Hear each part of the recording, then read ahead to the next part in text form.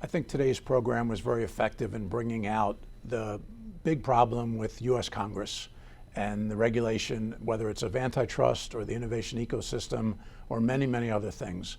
We have a history in this country of the pendulum swinging too far one way or the other. What we really need to do is, as was mentioned earlier in the program, use a scalpel, not a jackhammer. Use a rifle, not a cannon. There are certain protections of the consumer and even of the small business that antitrust can be effective in ensuring that there's a level playing field. But you don't level the playing field by restricting one's ability to use their stadium or to sell the stadium at one point, particularly if all of their wealth is concentrated in the stadium.